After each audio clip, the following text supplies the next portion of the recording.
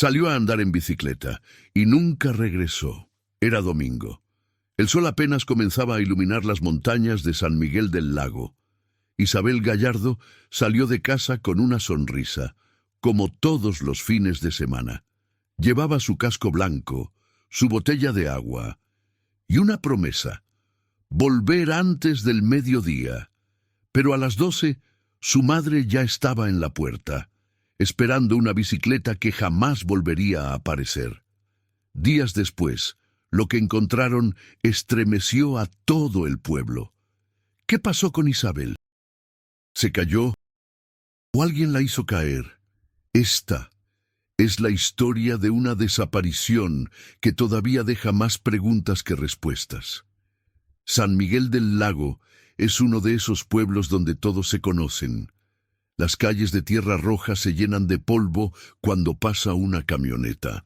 Los domingos, las campanas de la parroquia suenan a las 6 de la mañana. Y si alguien desaparece, todo el pueblo lo sabe antes del mediodía. Isabel Gallardo tenía 27 años cuando su vida se detuvo.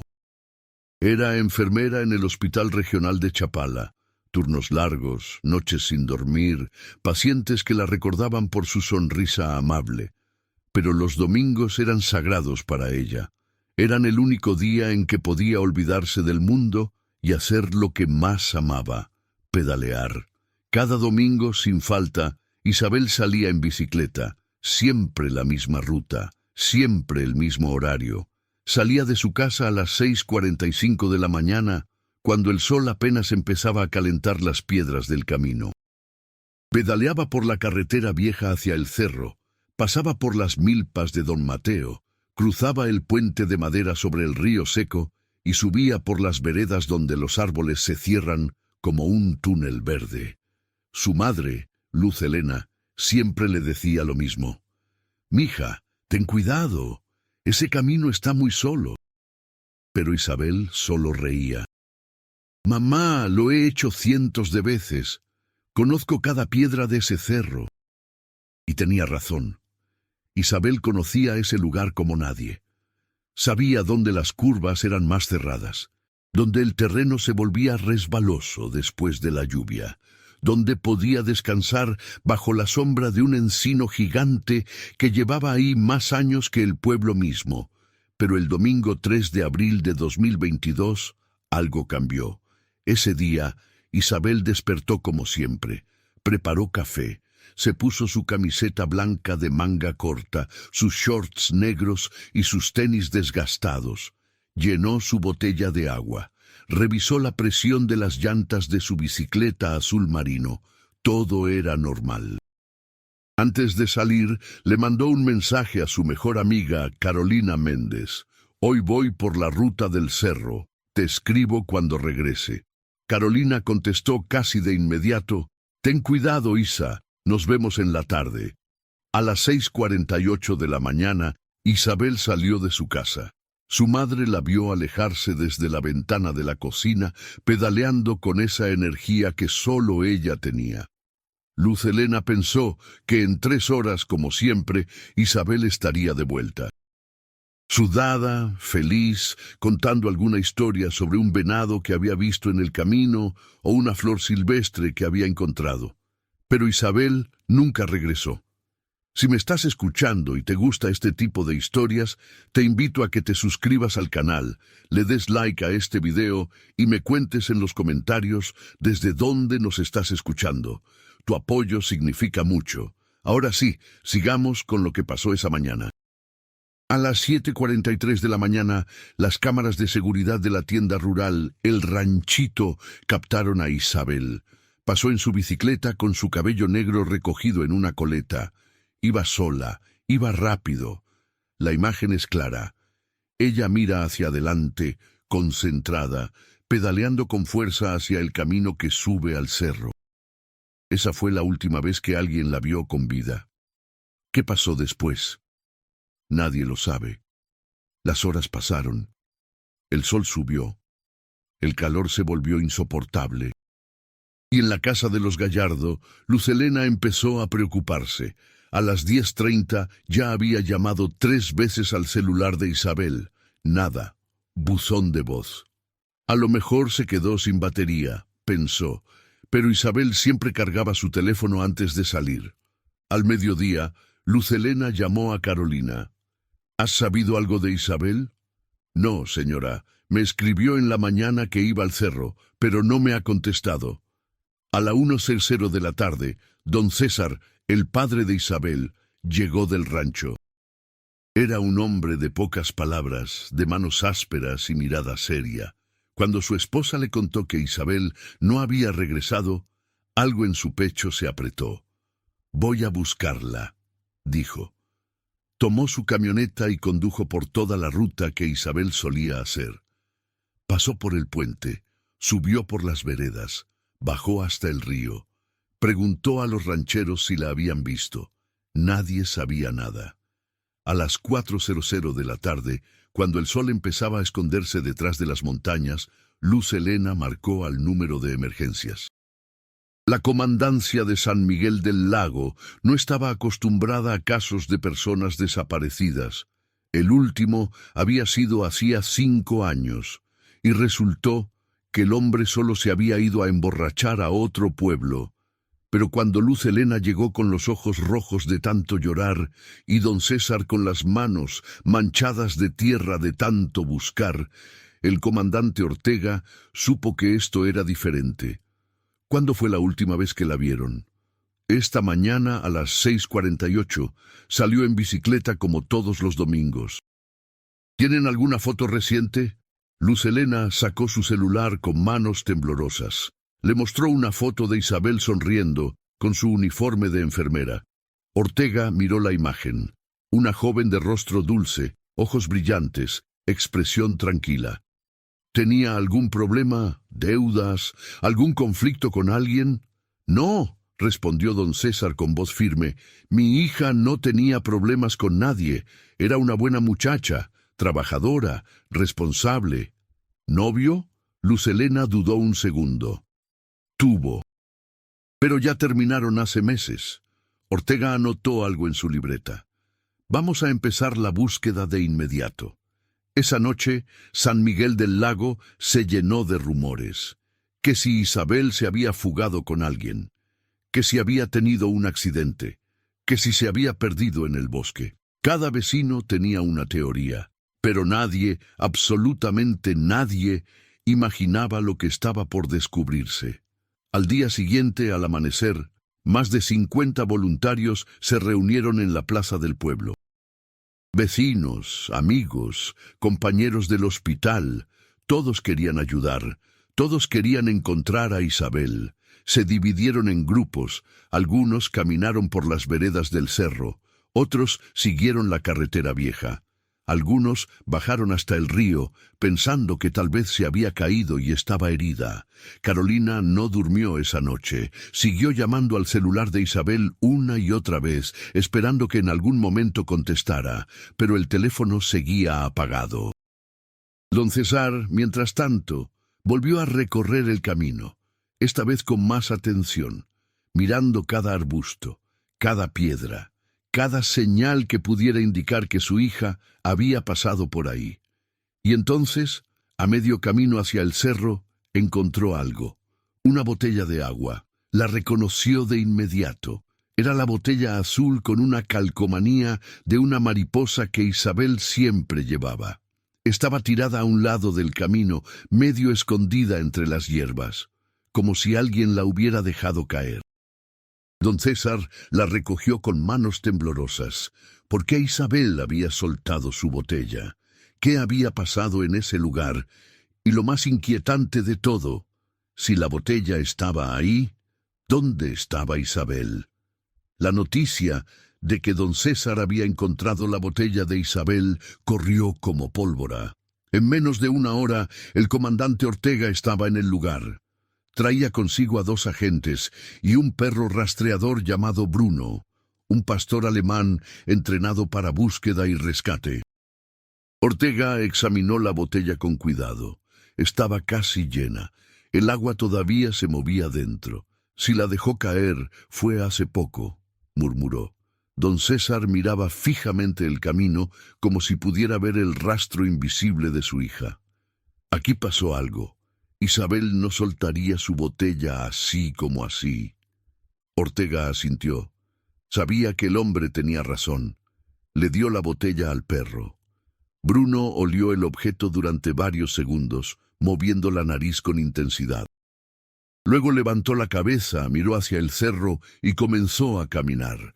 Los hombres lo siguieron. El perro avanzaba con determinación por el camino de tierra, deteniéndose de vez en cuando para oler el aire. Pasaron el puente de madera. Subieron por la vereda angosta, donde los árboles formaban un techo verde sobre sus cabezas. Y entonces, a 5 kilómetros de donde habían encontrado la botella, Bruno se detuvo. Empezó a ladrar. Había algo entre las hierbas altas. Ortega se acercó con cuidado. Apartó las ramas con sus manos enguantadas. Y ahí estaba, un brinco de plata, pequeño, delicado, con la forma de una estrella. Don César lo reconoció de inmediato. Es de Isabel, se lo regalé en su cumpleaños. Pero eso no era todo. A pocos metros, casi escondido detrás de un arbusto, encontraron otra cosa, un pañuelo blanco manchado de tierra. ¿Qué había pasado ahí? ¿Por qué Isabel había perdido sus cosas en ese lugar? Y lo más importante, ¿dónde estaba ella ahora? Mientras tanto, en el pueblo, los rumores se multiplicaban. En la tienda de don Mateo, 3 hombres hablaban en voz baja. «Yo la vi esa mañana», dijo uno de ellos, un agricultor llamado Tomás Ríos. Pasó en su bicicleta como siempre, pero había algo raro. «¿Qué cosa?», preguntó don Mateo. Un carro negro estacionado al lado de la carretera. Nunca había visto ese carro por aquí». «¿Viste quién iba adentro?» «No, los vidrios estaban polarizados, pero me pareció extraño». ¿Qué hacía un carro así, en un lugar tan alejado? La noticia llegó rápidamente a oídos del comandante Ortega. Esa misma tarde, Tomás fue llamado a declarar. «¿A qué hora viste ese carro?» «Como a las 7:15 de la mañana. Yo iba rumbo a mi terreno cuando lo vi. Estaba estacionado cerca del cruce, donde la carretera se divide hacia el cerro». «¿Recuerdas algo más? ¿La marca? ¿Las placas?»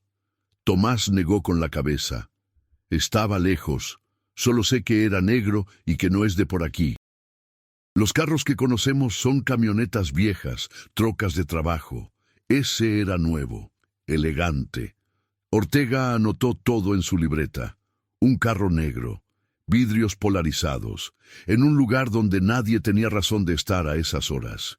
¿Coincidencia? ¿O algo más? Pero las pistas no terminaban ahí. Esa noche, cuando Luz Helena revisaba por enésima vez el cuarto de Isabel, buscando algo, cualquier cosa que pudiera ayudar, encontró el celular de repuesto de su hija. Lo encendió con manos temblorosas. Y lo que vio la dejó helada. Había mensajes, muchos mensajes, de un número que no reconocía. Abrió la conversación y empezó a leer. «Isabel, necesito hablar contigo. Es urgente. Por favor, no me ignores. Sé que estás molesta, pero te juro que puedo explicarlo. Solo dame una oportunidad». Los mensajes databan de las últimas 2 semanas. Algunos eran de madrugada, otros a media tarde. Pero lo que más le llamó la atención fue el último mensaje, enviado el sábado 2 de abril. Un día antes de que Isabel desapareciera. «Mañana voy a buscarte, necesito verte». Isabel nunca respondió. Luz Helena llevó el teléfono a la comandancia con las manos temblando. Ortega llamó de inmediato a su equipo. «Rastreamos este número. Ahora». No tardaron mucho en descubrir a quién pertenecía. Ricardo Gómez, el exnovio de Isabel. Ortega conocía ese nombre. Todo el pueblo lo conocía. Ricardo era mecánico, trabajaba en un taller al otro lado del lago. Había sido novio de Isabel durante 2 años, pero ella había terminado la relación hacía 6 meses. Según lo que Ortega había escuchado, Ricardo no lo había aceptado bien. A la mañana siguiente, 2 agentes fueron a buscarlo. Lo encontraron en su taller, con las manos llenas de grasa reparando un motor. Ricardo Gómez, necesitamos que nos acompañe. El hombre levantó la vista. Tenía 30 años, complexión fuerte, mirada cansada. ¿Para qué? Para hacerle unas preguntas sobre Isabel Gallardo. Ricardo dejó caer la herramienta que tenía en la mano. ¿Qué pasó con Isabel?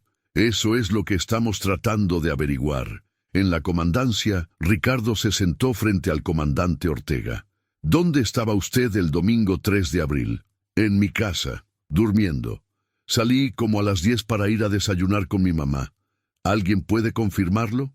Mi mamá. Pregúntele. Ortega lo miró fijamente. ¿Por qué le mandaba tantos mensajes a Isabel? Ricardo bajó la mirada.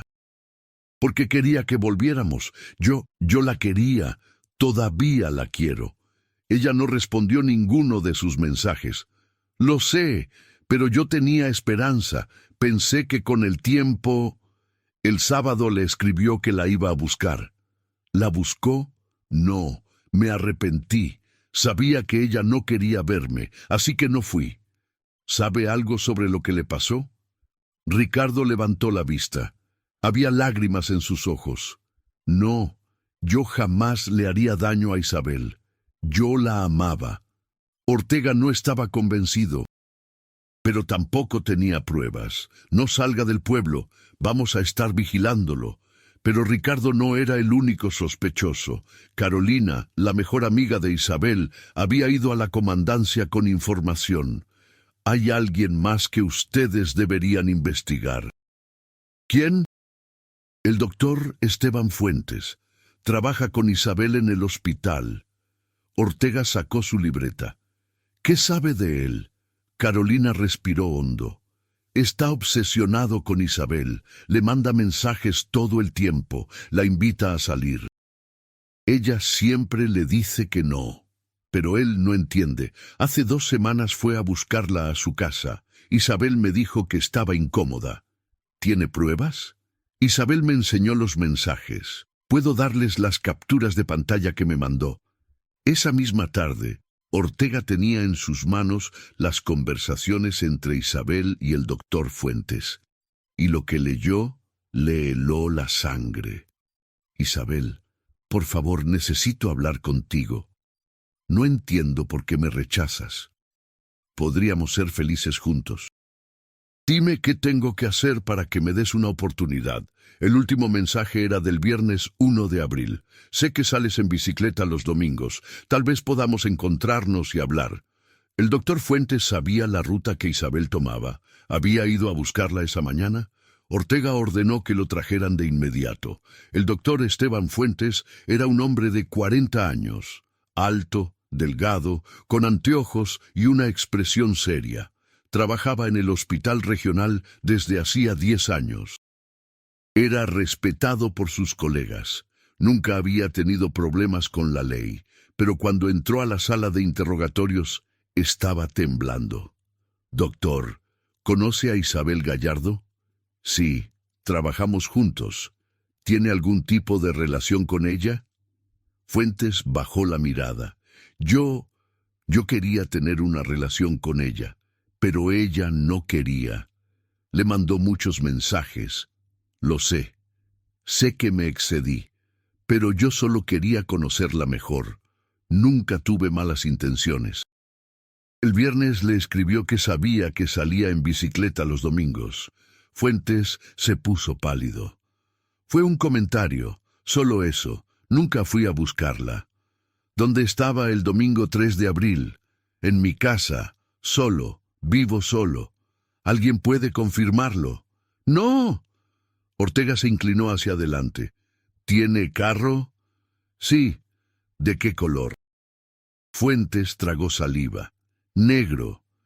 La noticia de que el doctor Fuentes tenía un carro negro causó revuelo en la investigación. Pero cuando revisaron las cámaras del hospital, descubrieron algo inquietante. El domingo por la mañana, Fuentes había salido de su casa a las 6:30. Las cámaras de una gasolinera lo capturaron llenando el tanque a las 6:50. Estaba a solo 10 minutos de la ruta donde Isabel solía pedalear. ¿Coincidencia? Ortega no creía en coincidencias. Ordenó revisar el carro de Fuentes. Buscaron huellas, fibras, cualquier evidencia que lo conectara con la desaparición de Isabel, pero no encontraron nada. El carro estaba impecable, demasiado impecable, como si alguien lo hubiera limpiado a fondo. Mientras tanto, en San Miguel del Lago, más testigos empezaron a hablar. Doña Lucía, una mujer que vivía cerca del cerro, dijo que esa mañana había visto a un hombre caminando solo por la vereda. Era alto, llevaba gorra, caminaba rápido, como si tuviera prisa. ¿A qué hora? Como a las 8. Tal vez un poco después. ¿Vio si llevaba algo? No sé, estaba lejos. Pero me llamó la atención porque nadie camina por ahí a esas horas. Otro vecino, don Raúl, dijo que había escuchado un grito. Fue como a las 8:30, un grito corto, de mujer. ¿Estás seguro? No completamente. El viento hace ruidos raros en el cerro, pero me pareció escuchar algo. Cada testimonio era una pieza más del rompecabezas, pero ninguno respondía a la pregunta más importante. ¿Dónde estaba Isabel? El quinto día de búsqueda llegó sin noticias. Los voluntarios estaban agotados. Las esperanzas empezaban a desvanecerse. Luz Helena no comía, no dormía. Pasaba las noches rezando, pidiendo que su hija regresara sana y salva. Don César seguía saliendo cada madrugada a buscar. Carolina organizó una vigilia en la plaza del pueblo. Cientos de personas llegaron con velas, flores y fotografías de Isabel. «No vamos a parar hasta encontrarla», dijo Carolina con voz quebrada. «Isabel está ahí afuera y la vamos a traer de vuelta». Pero en el fondo, todos empezaban a temer lo peor. El sexto día, un pescador que había ido al lago temprano en la mañana hizo un descubrimiento que cambiaría todo. Cuando el pescador se acercó a la orilla del lago, encontró un celular muy cerca del agua, como si alguien hubiera tenido la intención de tirarlo al agua. Un celular con una calcomanía de una mariposa. El mismo celular que Isabel llevaba el día que desapareció. El pescador se llamaba Miguel Ángel Torres. Tenía 52 años y conocía ese lago como la palma de su mano. Había pescado ahí desde niño. Conocía cada rincón, cada corriente, cada piedra sumergida, pero nunca, en todos esos años, había encontrado algo así. El celular dentro estaba completamente seco. Miguel Ángel corrió hasta su camioneta y manejó directo a la comandancia. Cuando llegó, casi no podía hablar de los nervios. «Encontré esto en el lago. Creo que es de la muchacha desaparecida». Ortega tomó el celular con guantes. La examinó con cuidado.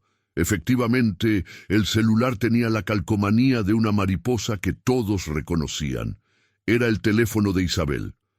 Ortega sintió que algo no cuadraba. Si el celular llevaba 6 días en el agua, estaría arruinado. Pero este estaba seco, intacto. La batería seguía al 23%. Alguien lo había dejado o tirado ahí recientemente. ¿Pero quién? ¿Y por qué? El técnico forense del equipo intentó encender el teléfono. Para su sorpresa, funcionaba perfectamente. Revisaron los mensajes, las llamadas, todo. Pero lo que encontraron en la galería de fotos los dejó sin aliento. La última foto tomada era de esa mañana, las 7:52 a.m. La imagen mostraba la vereda del cerro, los árboles a ambos lados, la luz del sol filtrándose entre las ramas, y al fondo, apenas visible, una sombra. La silueta de una persona estaba parada en medio del camino. Era un hombre, una mujer, era imposible saberlo. La foto estaba tomada desde lejos y la figura se veía borrosa, pero estaba ahí. Alguien había estado en ese camino al mismo tiempo que Isabel. Ortega amplió la imagen todo lo que pudo. La sombra parecía llevar algo en la mano. una botella, una herramienta. No podía distinguirse con claridad. Manden esto a análisis forense. Quiero saber todo lo que se pueda sacar de esta imagen. Mientras tanto, la búsqueda del carro negro se intensificó. Revisaron todas las cámaras de seguridad en un radio de 50 kilómetros. Preguntaron en gasolineras, tiendas, casetas de cobro. Pero el carro había desaparecido como si nunca hubiera existido. Nadie más lo había visto. Nadie tenía registro de sus placas. Era como si se lo hubiera tragado la tierra. Ricardo Gómez seguía siendo sospechoso, pero su madre confirmó su coartada. El domingo por la mañana, efectivamente había llegado a su casa a las 10 para desayunar. Ella lo recordaba porque había preparado chilaquiles, su platillo favorito. Ricardo había estado ahí hasta el mediodía. Además, las cámaras de una tienda cerca de su taller lo mostraron comprando cigarros a las 9:30 am, muy lejos de donde había desaparecido Isabel.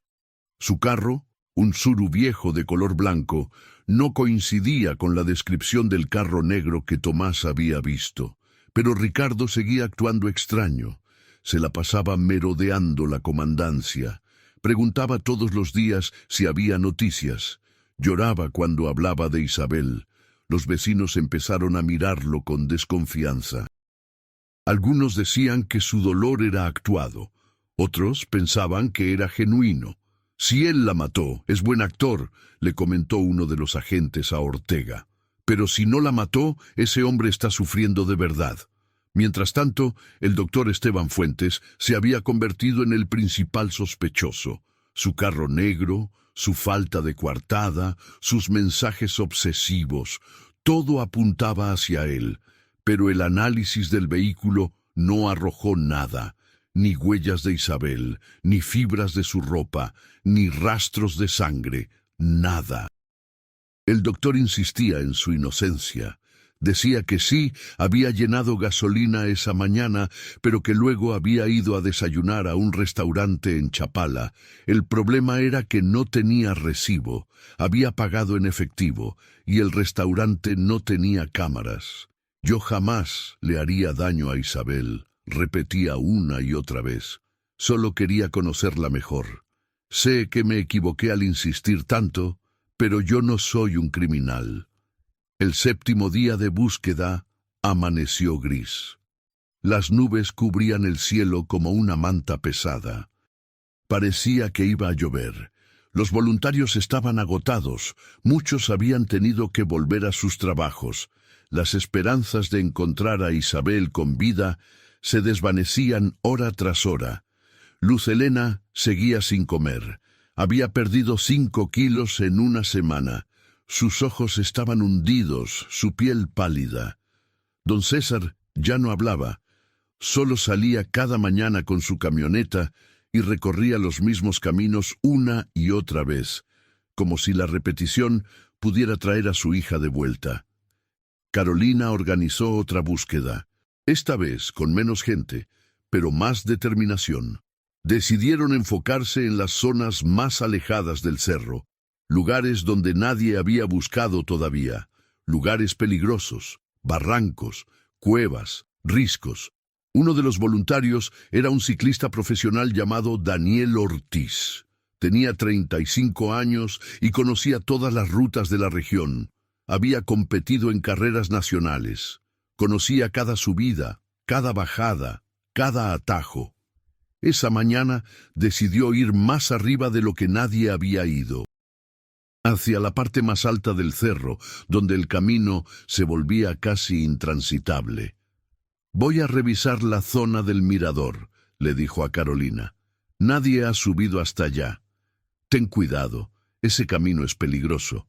«Lo sé, pero si Isabel se desvió por alguna razón, podría estar ahí». Daniel subió en su bicicleta de montaña. El camino era empinado, lleno de piedras sueltas y raíces expuestas. Pedaleó durante casi una hora hasta llegar a una zona donde la vegetación se volvía más densa. El aire olía a humedad y tierra mojada. Los pájaros cantaban entre los árboles. Todo parecía tranquilo. demasiado tranquilo, y entonces lo vio. Al principio pensó que era una sombra, pero cuando se acercó, su corazón empezó a latir más rápido. Ahí, junto a un árbol gigante, había algo que no debería estar ahí. Algo azul marino, algo metálico. Era una bicicleta, la bicicleta de Isabel. Daniel se bajó de su propia bicicleta casi corriendo. Se acercó con cuidado sin saber qué esperar. La bicicleta estaba apoyada contra el tronco del árbol, cuidadosamente colocada, como si alguien la hubiera dejado ahí con mucho cuidado. El manubrio estaba derecho, las llantas infladas, el asiento limpio, y colgando del manubrio, como si fuera un adorno, estaba el casco de Isabel, blanco con franjas moradas. Daniel sintió que las piernas le temblaban. Miró alrededor. Estaba en una zona elevada. A pocos metros de la bicicleta, el terreno terminaba abruptamente. Era una ribanceira. Un precipicio de más de 40 metros de profundidad, rocas afiladas, árboles retorcidos, un vacío que daba vértigo solo de mirarlo. Se acercó al borde con mucho cuidado, y fue entonces cuando lo notó. Había marcas en la tierra, huellas de zapatos deportivos. Del tamaño que usaría una mujer, las huellas iban desde donde estaba la bicicleta hasta el borde del precipicio. Eran claras, profundas, como si alguien hubiera caminado con paso firme hacia el abismo. Daniel siguió las huellas con la mirada. 1, 2, 3, 4 pasos, 5 pasos, 6. Las huellas llegaban hasta el mismísimo borde. Y después, nada. No había huellas de regreso. No había señales de que alguien más hubiera estado ahí. No había marcas de forcejeo. No había ramas rotas. No había nada que indicara una pelea o un forcejeo. Solo esas huellas que terminaban en el vacío. Como si Isabel hubiera caminado hasta el borde y simplemente hubiera desaparecido. Daniel sacó su celular con manos temblorosas, marcó al número de emergencias. «Encontré la bicicleta», dijo con voz quebrada. «Está en el mirador del cerro, y creo que encontré algo más». En menos de 30 minutos, el lugar estaba lleno de policías, bomberos y voluntarios. Acordonaron toda la zona. Ortega llegó junto con su equipo forense. Examinaron cada centímetro del terreno. Tomaron fotos. Hicieron moldes de las huellas. Revisaron la bicicleta en busca de huellas dactilares. Y entonces, uno de los técnicos que estaba examinando el borde del precipicio gritó: «¡Comandante! ¡Tiene que ver esto!». Ortega se acercó. El técnico señalaba hacia abajo entre las rocas. Ahí, enganchado en una rama a unos 10 metros de profundidad, había un pedazo de tela. Era blanco, manchado de tierra y sangre. Era parte de una camiseta, la misma camiseta que Isabel llevaba el día que desapareció. Ortega miró hacia el abismo. El pedazo de tela blanca se movía ligeramente con el viento, enganchado entre las rocas como una bandera de rendición. Sabía lo que eso significaba. Todos lo sabían, pero nadie quería decirlo en voz alta. No todavía. «Necesitamos un equipo de rescate», ordenó Ortega con voz firme. «Ahora». Los bomberos llegaron en menos de 1 hora con todo su equipo. Arneses, cuerdas, cascos. 3 hombres se prepararon para descender por el precipicio. Era una operación peligrosa. Las rocas estaban sueltas. Una caída podría ser mortal. El primer bombero en bajar se llamaba Javier Molina. Tenía 20 años de experiencia en rescates de montaña. Había visto de todo. Pero mientras descendía lentamente por esa pared de roca, sintió un nudo en el estómago. Algo le decía que lo que iba a encontrar abajo cambiaría todo. A los 15 metros de profundidad, pasó junto al pedazo de tela. Lo examinó con cuidado sin tocarlo. Era definitivamente parte de una camiseta blanca. Había manchas oscuras que podrían ser sangre. Siguió descendiendo. 20 metros, 25, 30. El terreno al fondo era irregular, rocas grandes, arbustos espinosos, tierra compacta, y entonces, detrás de una roca enorme, vio algo que hizo que su corazón se detuviera. Un cuerpo, era el cuerpo de una mujer joven. Estaba boca abajo, con el rostro contra la tierra. Su cabello negro estaba enredado con hojas y ramas. Su ropa estaba rasgada. Sus brazos extendidos hacia adelante como si hubiera intentado agarrarse de algo durante la caída. Javier se acercó con cuidado. No necesitaba verificar el pulso. Era obvio que llevaba días ahí. El estado del cuerpo lo confirmaba. Habló por radio con voz temblorosa. La encontramos. Está muerta. Arriba, en el borde del precipicio, el silencio fue absoluto. Nadie hablaba. Nadie se movía. Don César cayó de rodillas. Luz Helena empezó a gritar. Un grito desgarrador que resonó por todo el cerro. Carolina la abrazó, llorando también. Los voluntarios bajaron la cabeza. Algunos rezaban. Otros simplemente miraban al vacío, sin poder creer lo que estaba pasando. Ortega cerró los ojos. Había esperado un milagro. Todos lo habían esperado, pero los milagros no existen en el mundo real, solo hay hechos, y el hecho era que Isabel Gallardo había muerto. La recuperación del cuerpo tomó 3 horas. Tuvieron que usar una camilla especial y subirla con mucho cuidado por la pared de roca. Cuando finalmente llegaron arriba, cubrieron el cuerpo con una sábana blanca. Luz Helena quiso acercarse, pero Ortega la detuvo. Señora, por favor, deje que los forenses hagan su trabajo primero. Es mi hija. Déjenme verla. Lo sé, pero tiene que entender que esto es ahora una escena del crimen. Necesitamos preservar toda la evidencia posible.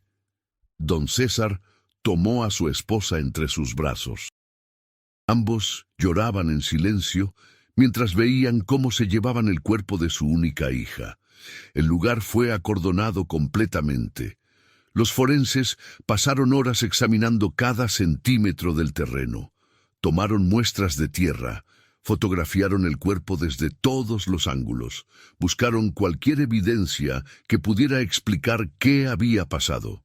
Arriba, junto a la bicicleta, encontraron más cosas. Una gorra negra que nadie reconoció.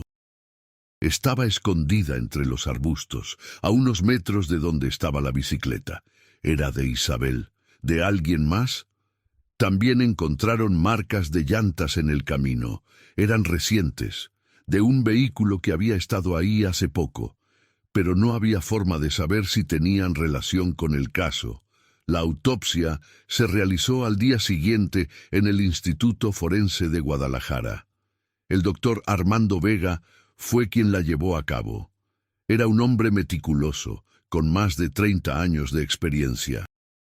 Había visto miles de cuerpos, pero este caso lo inquietaba. Algo no cuadraba. El informe preliminar indicaba lo siguiente: Isabel Gallardo había muerto por traumatismo cráneoencefálico severo. La caída desde 40 metros de altura había sido fatal.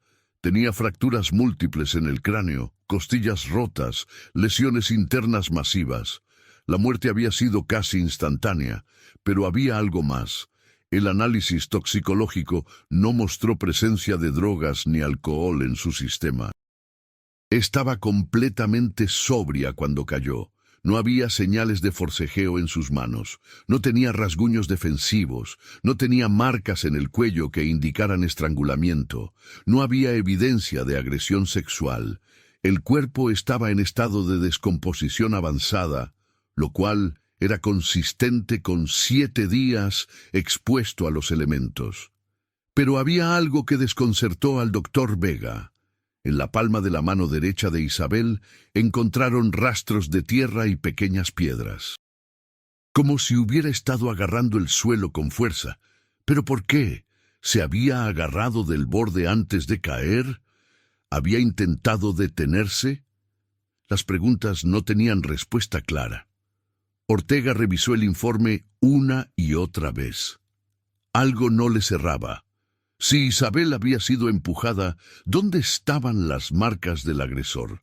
No había huellas de otra persona en el lugar, solo las de ella. Si se había suicidado, ¿por qué había dejado su bicicleta tan cuidadosamente apoyada contra el árbol? La gente que se suicida no piensa en esos detalles, y si había sido un accidente, ¿qué hacía caminando hacia el borde del precipicio? Ella conocía ese lugar. Sabía lo peligroso que era. Interrogaron nuevamente a Ricardo. Su coartada seguía siendo sólida.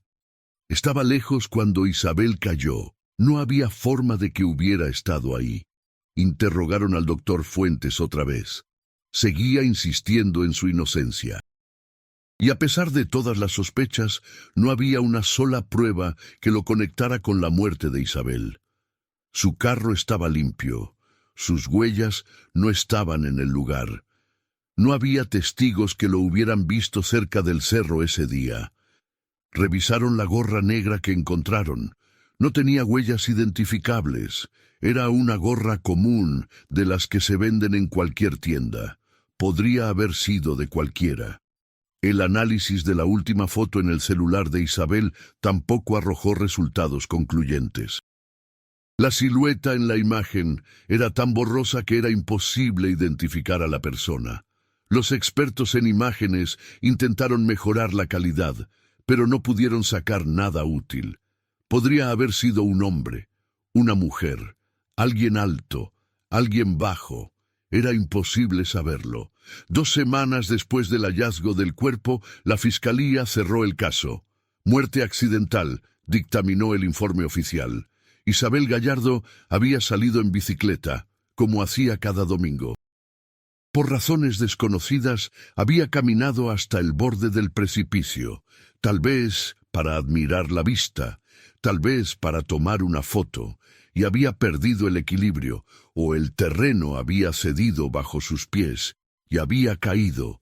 Fue un accidente trágico, nada más. Pero nadie en San Miguel del Lago creyó esa versión. Luz Helena rechazó el informe con indignación. Mi hija no era descuidada. Ella no se habría acercado tanto al borde. Y aunque lo hubiera hecho, ¿por qué su bicicleta estaba tan lejos? ¿Por qué su celular apareció en el lago? ¿Quién lo puso ahí? ¿Quién era la persona en la foto? Don César contrató a un investigador privado. Gastó todos sus ahorros buscando respuestas. Pero el investigador llegó a las mismas conclusiones que la policía. No había evidencia de homicidio, no había sospechosos con pruebas suficientes, no había nada que pudiera llevar a un juicio. Carolina organizó protestas frente a la fiscalía. Exigía que reabrieran el caso. Consiguió más de 10.000 firmas. Pero las autoridades no cambiaron su posición. Caso cerrado. Ricardo cayó en una depresión profunda. Dejó de trabajar. Se mudó del pueblo. Nadie volvió a saber de él. El doctor Fuentes renunció al hospital. No soportaba las miradas de sospecha de sus colegas. Se mudó a otro estado y nunca más regresó a Jalisco. El carro negro nunca fue encontrado. Tal vez Tomás se había confundido. Tal vez había visto otro carro en otro día. O tal vez ese carro había existido y simplemente se había ido sin tener nada que ver con la muerte de Isabel. Pasaron los meses. San Miguel del Lago volvió lentamente a la normalidad, pero el caso de Isabel Gallardo quedó grabado en la memoria de todos. Se convirtió en una historia que los padres contaban a sus hijos como advertencia, una leyenda urbana, un misterio sin resolver. Los domingos, cuando alguien pasa en bicicleta por la ruta del cerro, inevitablemente piensa en ella. En la joven enfermera que salió una mañana y nunca regresó. En las preguntas que nunca tuvieron respuesta. ¿Se cayó? ¿Saltó? ¿La empujaron? Nadie lo sabe. Tal vez nadie lo sabrá nunca. Luz Helena visita la tumba de su hija cada semana. Lleva flores frescas, limpia la lápida y siempre le dice lo mismo. Mija, sé que no fue un accidente. Algún día voy a saber la verdad. Te lo prometo. Pero la verdad, como el cuerpo de Isabel en ese precipicio, está enterrada bajo capas de tiempo, silencio y misterio. Lo único que queda son las preguntas. ¿Por qué Isabel caminó hasta el borde? ¿Quién era la persona en la foto? ¿Por qué su celular apareció en el lago días después? ¿Qué pasó realmente esa mañana del 3 de abril? Y la pregunta más inquietante de todas, si alguien estuvo ahí con ella, si alguien sabe lo que pasó, ¿por qué nunca habló? ¿Por qué dejó que la familia sufriera así? ¿Por qué permitió que el caso se cerrara como un accidente?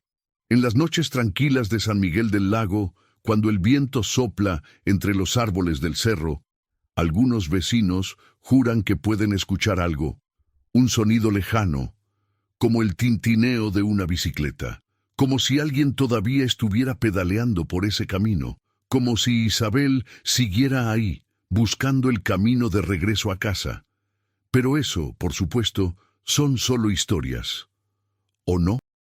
Lo único cierto es esto. Una joven de 27 años salió a andar en bicicleta un domingo por la mañana, y 7 días después, su cuerpo fue encontrado al fondo de un precipicio. Entre esos dos momentos, algo pasó.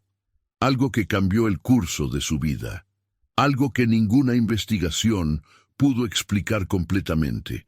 Y ese algo, esa verdad oculta, se quedó ahí arriba, en ese cerro, en ese precipicio, esperando. ¿Esperando qué? Tal vez esperando a que alguien, algún día, tenga el valor de contar lo que realmente sucedió. O tal vez esperando simplemente que el tiempo borre las huellas del pasado, como el viento borra las huellas en la tierra. Porque hay secretos que la tierra guarda para siempre. Y el secreto de lo que le pasó a Isabel Gallardo esa mañana podría ser uno de ellos.